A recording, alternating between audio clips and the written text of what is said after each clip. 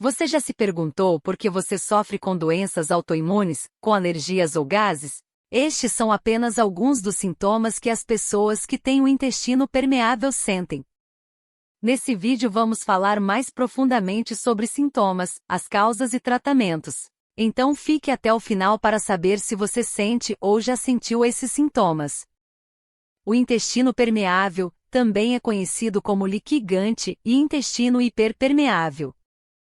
Não se sabe ao certo quantas pessoas têm esse problema, pois não é reconhecida como uma doença específica pela OMS. A estimativa é que afete em torno de 10% a 50% da população, e além disso, muitas pessoas que têm intestino permeável podem não apresentar sintomas ou podem ser confundidas com outras doenças digestivas, como a síndrome do intestino irritável, que afeta cerca de 35% da população. Como muitas pessoas nem sequer imaginam que tenham esse tipo de problema, elas associam os sintomas a outras doenças e nem sequer imaginam que a causa raiz pode ser no intestino por conta dessa permeabilidade.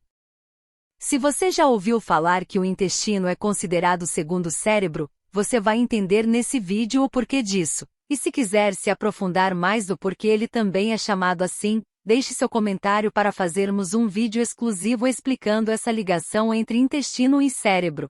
Voltando ao tema do vídeo, muitas doenças começam no intestino. E a partir deste momento, passe a observar melhor tanto os sintomas que irei falar daqui a pouco quanto as comidas que você ingeriu nos dias anteriores. É muito importante você criar essa consciência corporal para saber o que pode te causar mal ou não. E por mais que tenha alimentos que tenham uma predisposição maior em causar alergia, intolerância ou algo do tipo, às vezes você pode digerir bem um alimento desse tipo, porém causa irritabilidade em outra pessoa, e vice-versa. Então anote os alimentos que irei falar e crie uma consciência corporal para saber o que de fato aumenta sua permeabilidade intestinal e causam doenças por consequência. Vamos entender o porquê desse nome, permeabilidade intestinal. Acontece que o intestino tem uma barreira, chamada de epitélio intestinal. Ela serve para impedir que substâncias nocivas ou alimentos não tão bem digeridos entrem na corrente sanguínea. Para você entender melhor, é como se fosse uma parede cheia de janelas com sensores para abrir e para fechá-las, e tem momentos que elas estão abertas e momentos que estão fechadas. Se ela ficar aberta por muito tempo, acaba entrando o que não deveria. Isso acontece justamente quando ingerimos alimentos que fazem esses sensores deixar a janela aberta, ou seja, nosso corpo libera substâncias que estimulam a permeabilidade intestinal, como a zonulina, uma proteína produzida pelo nosso corpo, principalmente quando ingerimos alimentos com glúten. O problema dessa barreira comprometida é que facilita que alimentos mal digeridos e substâncias não reconhecidas entrem na corrente sanguínea. Então acontece um outro problema. O sistema imunológico vai identificar essas substâncias como invasores que não deveriam entrar na corrente sanguínea, e aí você já mata uma charada. Sabe o que acontece? O sistema imunológico entra em ação e ataca a si mesmo, causando doenças autoimunes, por exemplo. Na imunologia, essas substâncias são chamadas de antígeno. Tudo isso é apenas a ponta do iceberg, pois lembra que o intestino é considerado o segundo cérebro? Então, com essa desregulação do intestino, essas substâncias podem afetar suas emoções, a parte cognitiva, e com o tempo trazer doenças mais graves como Alzheimer. Um estudo da Health mostrou que 73% das pessoas que têm constipação crônica têm um risco maior de ter prejuízos na parte cognitiva, como mostra nas imagens. E quais são os sintomas que devo me atentar? Inchaço, doenças autoimunes, estufamentos, gases, dor abdominal, distensão abdominal, dores nas juntas, diarreia e constipação, alternância entre uma e outra, coceira na pele, vermelhidão, coceira na garganta, sinusite crônica, nariz vermelho, ansiedade, estresse, depressão, fadiga, alergias alimentares. Atenção! Repetir alimentos que são mais alergênicos pode criar em você uma alergia com o tempo. O que pode estar causando essa permeabilidade intestinal? Vale lembrar que cada pessoa tem suas particularidades. Esse vídeo tem o papel de te alertar e te despertar uma faísca de criar a consciência corporal, para que você identifique o que pode estar te causando mal. Anote para não esquecer.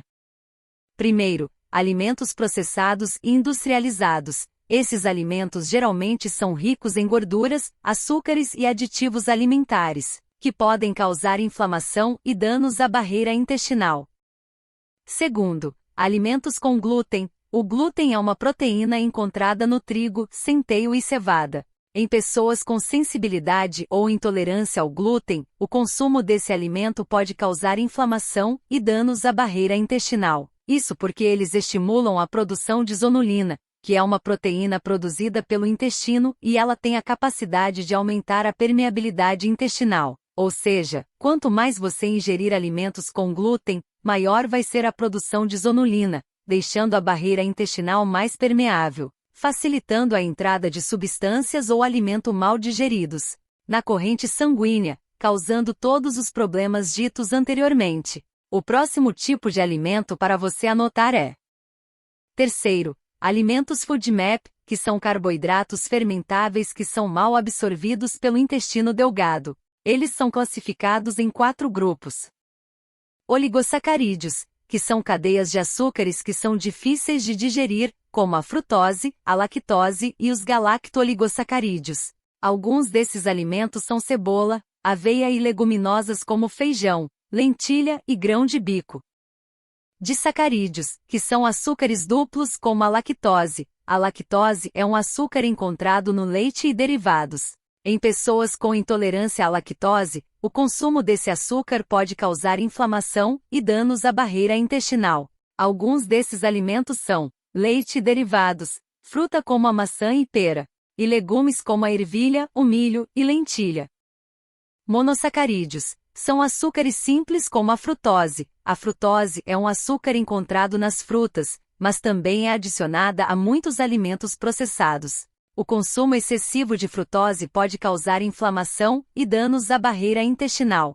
Alguns desses alimentos são açúcar, sucos, frutas como uva, o pêssego e a banana. Polióis são açúcares de álcoois, como o sorbitol, o manitol e o xilitol.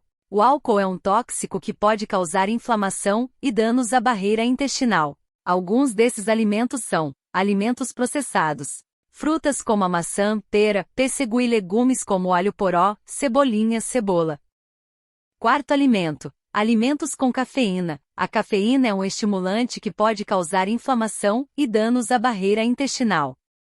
Quinto, disbiose. A disbiose é quando há um desequilíbrio no intestino de bactérias, havendo nesse caso, mais bactérias ruins do que boas. E sim, seu intestino vai ter bactérias, mas para que tudo ocorra bem, é necessário que as bactérias boas estejam em maior quantidade. Dessa forma ocorre a eubiose ou simbiose. Sexto, falta de enzimas digestivas. Sétimo, agrotóxicos e metais pesados. Dicas para tratamentos. Dieta Low FODMAP, também chamada de Low FODMAP Diet. Faça uma dieta envidando os alimentos FODMAPs que citamos acima. E uma dica que vai ajudar na sua individualidade é: quando você comer esses alimentos FODMAPs, observe nos próximos dias se haverá alguns dos sintomas citados, pois por se tratar de uma inflamação interna, não é de imediato que você vai sentir os sintomas, depende do tipo de alimentos, podendo aparecer depois de 3 dias, por exemplo. Pois tem alimentos mais fáceis de serem digeridos e outros mais difíceis. Para vocês entenderem quais digerem melhor, quando a gente fala de alimentos, existem os macronutrientes e os micronutrientes. O que vai nos importar nesse momento são os macronutrientes. Mas se vocês quiserem saber mais sobre cada um deles de forma mais aprofundada, comente abaixo para falarmos sobre eles também. Os macronutrientes, em resumo, são os carboidratos, proteínas e gorduras. Uma possível ordem de digestão dos macronutrientes seria: carboidratos sendo mais fácil, depois a proteína, pois temos uma certa dificuldade de quebrar elas para virar aminoácidos e aí sim serem absorvidos, e por fim as gorduras. No entanto, essa ordem pode variar de acordo com o tipo e a quantidade de cada macronutriente ingerido. Para finalizar, além da dieta Low FODMAP melhorar o intestino irritável, te ajudará também a melhorar a doença de Crohn e a retocolite ulcerativa. Evitar alimentos que causam irritabilidade na parede intestinal como ovo e milho. O ovo é um ótimo alimento. É muito nutritivo, porém está entre os alimentos mais alergênicos do mundo. Então, se você pensa em fazer uma dieta onde a fonte de proteína virá predominantemente do ovo, você tem uma chance enorme de ter dificuldades para digerir ele futuramente, causando alergia e, consequentemente, irritabilidade intestinal, podendo causar inclusive doenças autoimunes que você nem imagina que a causa é por consumir um alimento saudável. Então vá com calma, varie as fontes de proteína. Gostou desse vídeo? Deixe seu like e compartilhe com seus amigos. Quanto mais você compartilhar, mais pessoas serão beneficiadas com esse conteúdo.